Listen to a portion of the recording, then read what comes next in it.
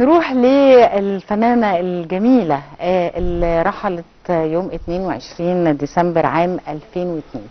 سناء جميل. سناء جميل أسطورة لوحدها. قدمت مجموعة من الأفلام اللي هو يعني الواحد بيبقى مش مصدق الست دي كانت بتمثل ازاي. وبعدين كانت لايقة في كل الأدوار وبتعرف تعمل كل الأدوار، الست القوية، الست الشريرة. حتى دورها في بداية ونهاية من الحاجات يعني حسب المعلومات ان السيدة الشاشة العربية فاتن حمامة رفضت الدور ده، فكان سناء جميل هي اللي عملت الدور ده وكان فتحة خير عليها بشكل كبير قوي. خلينا نتكلم في تفاصيل اكتر عن رحلة الفنانة سناء جميل مع ضيفنا الاستاذ محمد الصناديق الناقد الفني بجريدة الجمهورية. صباح الفل. صباح الخير على حضرتك وعلى الساده المشاهدين. يا اهلا بيك. عايزه اعرف من حضرتك بقى مين الفنانة سناء جميل؟ نحكي عنها كده من البداية. يعني معروف ان هي فتاة صعيدية وتربية مدارس فرنساوي ويعني وكانت من عيلة رافضة تماما فكرة الفن، بس احكي لي تفاصيل عنها اكتر. هي الفنانة الراحلة طبعا سناء جميل، هي ثريا يوسف عطله، ده اسمها الحقيقي يعني اسم الميلاد. اتولدت طبعا في محافظة المنيا في سنة 1930. وبعدين اتجهت للقاهرة للعمل في يعني الأول كانت رايحة لفرصة عمل أخرى غير التمثيل وكده، وبعدين طبعا الشغف بالتمثيل وكده خلاها تروح المسارح وتتردد على المسارح، وتم ترشيحها فعلا لدور من خلال المخرج الكبير المسرحي زكي طليمات. هو اللي سماها سناء جميل، هو اللي أطلق عليها الاسم بعد ما أسرتها اعترضت، لأن أسرتها اعترضت وأخوها يعني هي رجعت البلد علشان تاخد موافقة اهلها وكده، فاخوها يعني وهي قالت انه ضربها بالقلم وقال لها لو مثلتي مش هتدخلي البيت تاني وكده. التحقت بمعهد الفنون المسرحيه طبعا في الاول، وبعدين ما كانش قدامها حل غير انها تروح لعميد المعهد وتشكي له ظروفها وكده، وكان عميد المعهد بالمناسبه هو الفنان سعيد ابو بكر. فالراجل مشكورا يعني خدها يعني سكنها في بيته لحد ما لقت سكن، وكان طبعا متزوج عنده بنات يعني. فعاشت معاهم شويه لحد ما لقت وسط مجموعه من اصدقائها مكان تقعد فيه وكده، واستقرت امورها، وللاسف يعني فضلت القطيعه مستمره طوال حياتها. ده حتى بعد وفاتها. حتى بعد وفاتها طبعا. وكنا عرفنا انه طبعا الاستاذ لويس جريس كان حاول ان هو يعني يقنعهم ان هم حتى يشاركوا في جنازتها وكده، لكنهم رفضوا طبعا. فالله يرحمها طبعا يعني كان يوم 22 ديسمبر سنة 2002 ده كان يوم وفاتها. النهارده بتمر 22 سنة على رحيلها، واحنا بنفتكرها بكل طبعا الخير، واعمالها باقية طبعا قدمت للسينما المصرية كان اول حاجة عملتها ايه، او يعني بداية تمثيلها كان ازاي ودخولها الفن؟ الدور كان مع الاستاذ زكي طليمات في مسرحية اسمها الحجاج بن يوسف. واطلق عليها طبعا اسم سناء جميل وكده. اشتغلت بعد كده شويه في السينما، عملت فيلم اسمه طيش الشباب سنه 1951 اخراج حسن الصيفي. بعد شويه يعني جات لها الفرصه الحقيقيه بقى من الدور اللي حضرتك اشرت اليه، الى دور نفيسه. دور عمرها. دور نفيسه طبعا ده الاستاذ يعني طبعا كان قصه نجيب محفوظ الاديب العالمي اديب نوبل طبعا. مجموعه كبيره جدا من الفنانين وهي ادته ببراعه، واحده بتمثل بقالها مليون سنة مش واحدة لسه بتظهر جديد. وبعدين بتصور انه حتى كان اختيار طبعا رغم انه فاتن حمامة دي فنانة عملاقة، بس سناء جميل كانت قالية قوي في الدور ده بالظبط من فاتن حمامة. هو الفنانة فاتن حمامة طبعا هي حبت الدور في الاول علشان نجيب محفوظ وعلشان الكاست كان كبير جدا، وكان طبعا موجود وعمر الشريف طبعا عمر الشريف وكده، فتحمست الدور في الاول، وبعدين خافت انه ممكن جمهورها يقول عليها انه يعني الدور الفتاة اللي يعني بتفقد عذريتها، او الفتاة اللي هي يعني بغرض الفلوس، من اجل بتبيع نفسها يعني. ممكن رغم ان فاتن حمامة كانت لها ادوار كتير، بس البنت الفقيرة، البنت المغلوبة على امرها، البنت اللي يتم طردها، البنت اللي بيتعاطف معاها الجمهور وكده. هي خافت ان هي يعني جمهورها ما يتقبلش الدور ده بمنتهى الرحابة يعني رحابة الصدر، فاعتذرت عن الدور. وتم ترشيح سناء جميل، وبالفعل قدمت يعني اذهلت صلاح ابو سيف نفسه.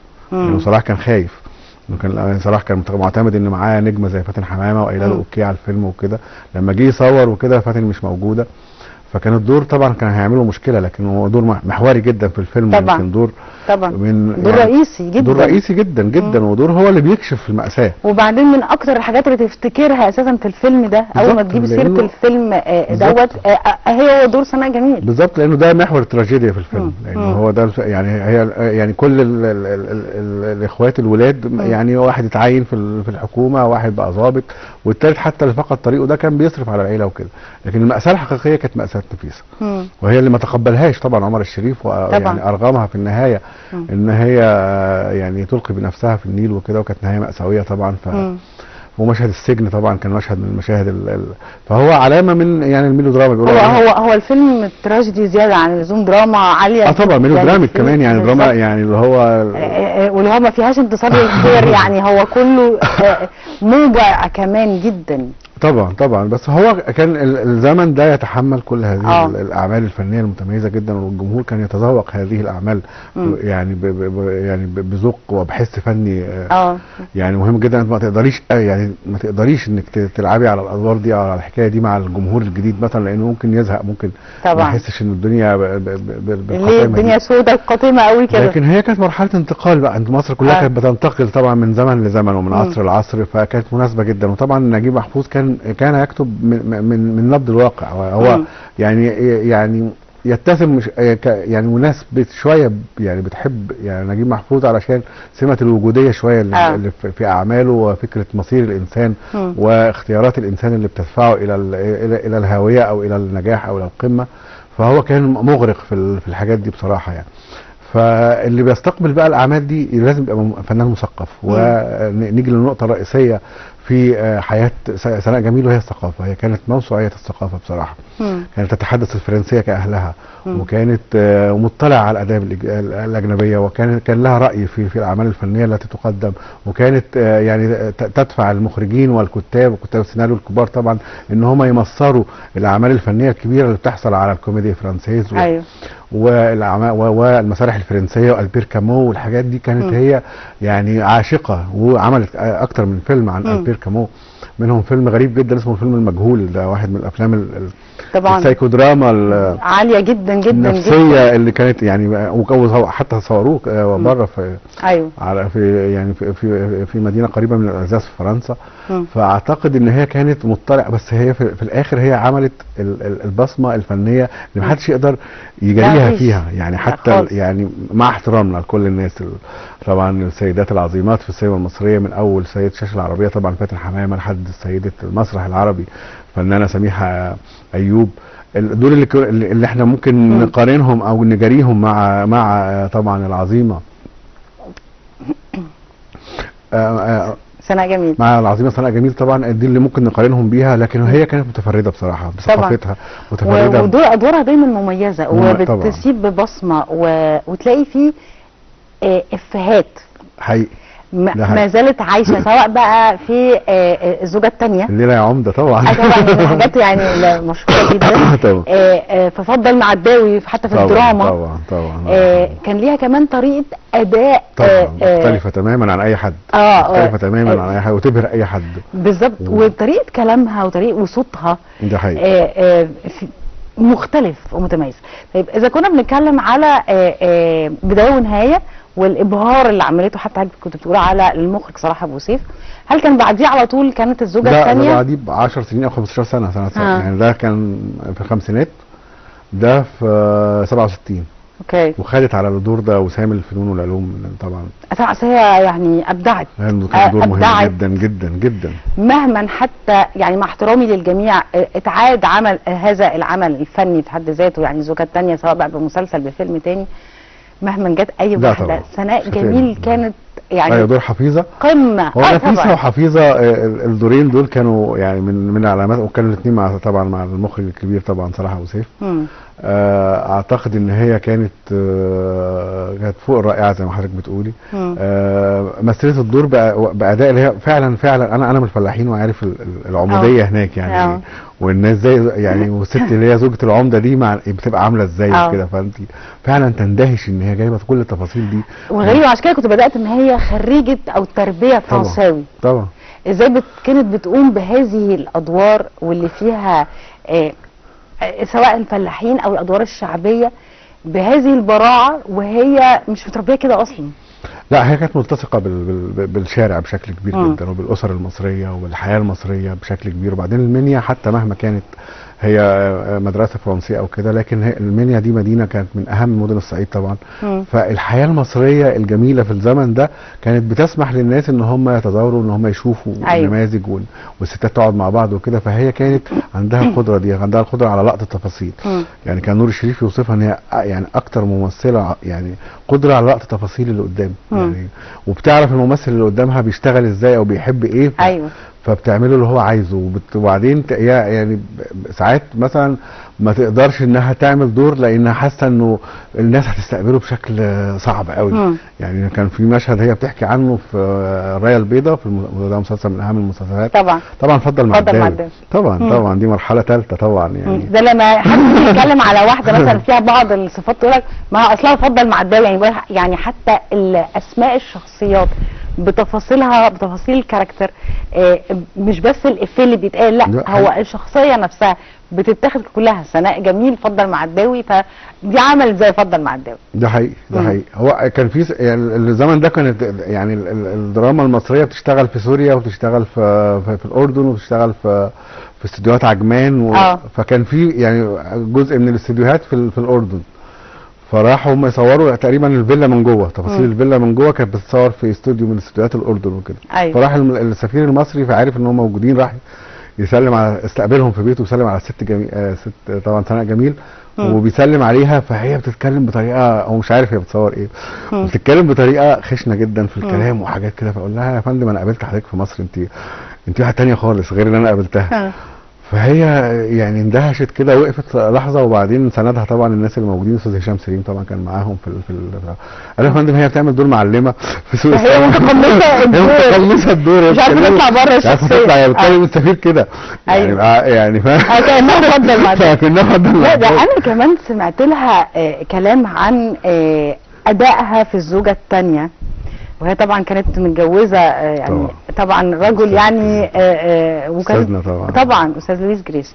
فكانت بتحكي انه المشهد اللي هي جوزها بقى المفروض انه عنده زوجته الثانيه اول ليله، وبقت حركه رجلها وماشيه وهي بتجر في وكسرتها.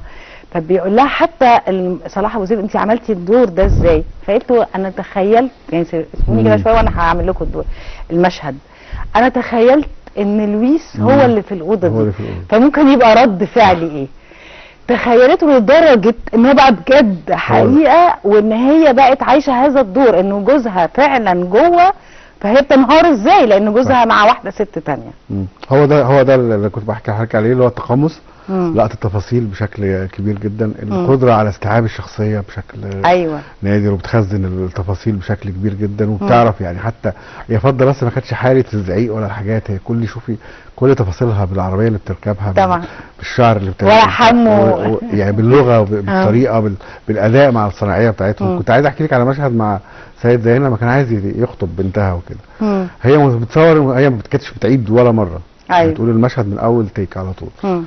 فالمره دي هي عطلت وقالت لانه الجمله صعبه عليها. متخيله هي بتقول له هي ستك وانت خدامها. وهي مش قادره تقول، يعني هي عارفه ان ده هيتقال يعني حاولت مع الاستاذ محمد فاضل طبعا كان مخرج العمل. حاولت مع الاستاذ فاضل ان هو يعني يشوف اي تصريفه للحكايه دي بحيث انها تقول الجمله بشكل تاني، لكن قال لها لا هي دي بس، هي تتقال كده ما فيهاش حاجه تاني. فشوفي هي انسانه لدرجه ان هي مش عايزه تجرح الحمو اللي بيشتغل معاها ولا. فكان من المشاهد هي كانت بتحكي انه ده اصعب. يعني طبعا انا راجعت كل يعني الحلقات بتاعتها مع الاستاذ مفيد فوزي، والحلقات طبعا كان يعني المكتبه التلفزيون المصري ذاخره بذكريات مع يعني سناء جميل. والله بجد الواحد بيتعلم من الناس دي بجد طبعا، وحياه ربنا طبعا. يعني فعلا الواحد لما بيحب حتى يعني حتى في مذاكرته في شغله في حياته، لما بيسمع لما يلاقي حاجه زي كده، او مثلا في مسبيله زمان لما بيلاقي مثلا حلقه مع العظيمه طبعا سناء جميل، الواحد بيقعد يسمع فعلا. انا بكتشف حاجات، اصل الناس دي عمالقه مش هيتكرروا تاني طبعا خالص. مع احترامنا للجميع، ما كل جيل فيه ناس كويسه، بس دول مزاج خاص. الناس دي كانت بتحب السينما بجد، والعمل الفني عموما، سواء ده سينما حقيقي. او مسرح او دراما. لما بتقرا تواريخ او تاريخ لقصص حياه فنانين كتير من العظام القدام، ضيعوا فلوسهم كلها، في ناس ماتت فقيره، في ناس ناس عملت لها الجنازه عشان ما كانش حتى معاهم فلوس الجنازه. كان مساله الفن بالنسبه لهم كان رساله حقيقيه. ده حقيقي، ده حقيقي. وطبعا بالتاكيد سناء جميل، احنا لو قسمنا محطات سناء جميل، يعني المحطه الاولى، المحطه الثانيه، محطه جوازها، لو دخلنا في الحياه الشخصيه، تقسمهم ازاي؟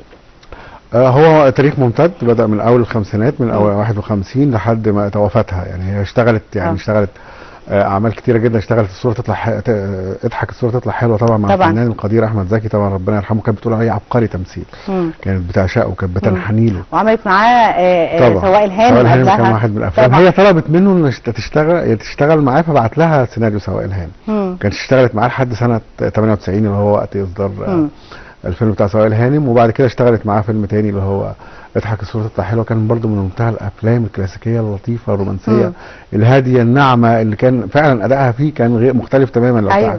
لو تلاحظي كان اداء مختلف. هي دي كانت افضل مع الداوي. شوفي الفرق عامل ازاي طبعا. ليه وعيون، مسلسل عيون بالظبط حاجه ثانيه خالص. الدكتوره الراقيه، الدكتوره رأفت، يعني حتى اختيار الاسم ليها على اساس انه ذكوري، ما هي حياتها ذكوريه، بس دكتوره كلاسيكيه جدا، سيده يعني كلاسي، من الناس الكلاس في المجتمع، غير فض خالص. ده حقيقي. كان في فيلم تاني اسمه ملائكه الشوارع. ده فيلم انا بحبه جدا جدا، مع سارة الحكيم. كانت طالعه هي بنت شكري سرحان، وهي المشرفه عليها في دار الايتام اللي او اللجأ او الملجأ الايتام اللي هي لجأت ليه وكده. وكان طبعا بيدور عليها شكري سرحان طول الفيلم وكده. فاعتقد كان في فيلم دور هادي جدا ودور لطيف جدا، دور حرمت من ان هي ده، عشان كان يمكن شبه حياتها انها حرمت طبعا من الانجاب وكده ومن الخلفه. هي كانت فعلا متبنيه البنت دي، وكان عندها مشاعر انسانيه رهيبه في الفيلم ده. واحد من الافلام المهمه جدا جدا. كنا بنحكي قبل الهوا على مسلسل حيرم طبعا، اللي هو عيون، مسلسل عيون بالظبط. كان دور مهم جدا جدا طبعا. عندها ادوار مهمه تانية على فكره. ساكن قصادي طبعا. ده دراما كوميديا بقى الدراما التلفزيونيه هي كانت متميزه جدا فيها. الناس كانت تحبها جدا جدا، وكانت فعلا بتصل الى قلوب المشاهدين. طبعا مشاهدين التلفزيون كمان غير مشاهدي السينما. طبعا مشاهد السينما هو بيروح بيدفع تذكره وبياخد اسرته وكده، فمشاهده التلفزيون مشاهد مختلف. يعني لو ما لقاش انه العمل ده عمل مميز وعمل جيد وعمل بينصرف عنه، ما بيتابعوش. هي كانت قادره انها بسلاستها وبساطتها انها يعني تجذب كل فئات المجتمع من الجماهير. كان في ناس الاول مندهشه من ادائها، لانه يعني الناس ما تحبهاش بسهوله، لكن لما تقتنع ان دي ممثله عظيمه فتحس ان هم بيعشقوها، واصلين معاها لدرجه تلاقي فعلا في ناس من الترس، يعني لو جاز الالترس سناء جميل حابين ادوارها وحابين فضل معداوي. في ستات بتتقمص الدور ده في حياتها العاديه، في امهاتنا واخواتنا الكبار وستاتنا يعني في البيوت وكده بيتقمصوا. يعني هي وصلت، هذه كانت الرساله اللي هي كانت بتحكي فيها دايما وبتتكلم حلقات مع استاذ سمير صبري عن فكره رساله الفنان. انه ازاي الفنان اللي بقى عنده جماهير وملايين من الجماهير والمتابعين، انه لابد ان يصل اليهم جميعا ويوصل لهم رساله مهمه ويخليهم يعيشوا ازاي في حياتهم. وكانت يعني هي كانت بتعيب شويه على بعض الفنانين من جيلها ان هم او بالاجيال اللي جت بعدها ان هم عايزين مثلا تذكره السينما وخلاص. وكان لها راي صادم في الحاجات دي، وكان يعني بتتكلم عليهم بالاسماء. مع احترامنا طبعا سريعا الجوائز اللي حصلت عليها الفنانه سناء جميل. هي يعني طبعا خدت وسام العلوم والفنون من الدرجه الاولى سنه 1967 عن ده عن الزوجه الثانيه، واتكرمت في مهرجان الافلام الروائيه في مصر سنه 2008 بعد وفاتها بحوالي 6 سنين. انا بطالب طبعا مهرجان القاهره السينمائي ان هو يعني انه سناء جميل من الاسماء اللامعه جدا في تاريخ السينما المصريه، وواحده من اللي شاركت في اكثر من 4 أو 5 افلام من اكثر او اهم 100 فيلم في تاريخ السينما. اعتقد انها تستحق تكريما خاصا حتى بعد وفاتها. يعني احنا نفسنا نشوف طبعا التكريم على حياه عين الفنان طبعا يعني هيستمتع بيه اكتر ويحس بالقيمه اكتر. طبعا بس لسه برضه الفرصه قائمه انه يعني يتم الالتفات الى تاريخ والى تراث السينمائي الكبير والمسرحي والفني والاذاعي. على فكره عملت حاجات في الاذاعه مهمه جدا جدا جدا يعني. فاعتقد ان هي تستحق هذا التكريم. اعتقد انه لابد ان يتم الاشاره اليها في الاعمال يعني في كل المحافل والمهرجانات الفنيه اللي في مصر طبعا. ده حقيقي. وهي تستحق هذا التكريم. حضرتك نورتنا يا فندم ميرسي النهارده، حضرتك. وسعداء بحديثنا عن فنانه وعمالقه اسم السينما كبير طبعا، المصريه. اسم كبير طبعا في تاريخ السينما فنانه سناء المصرية. جميل. بشكرك شكرا جزيلا استاذ محمد الصناديلي الناقد الفني بجريده الجمهوريه، نورتني. شكرا نهارك لحضرتك. سعيد. شكرا نهارك ليك. سعيد. لسه مكملين مع حضراتكم، خليكم معانا نروح لفاصل ونرجع لكم على طول.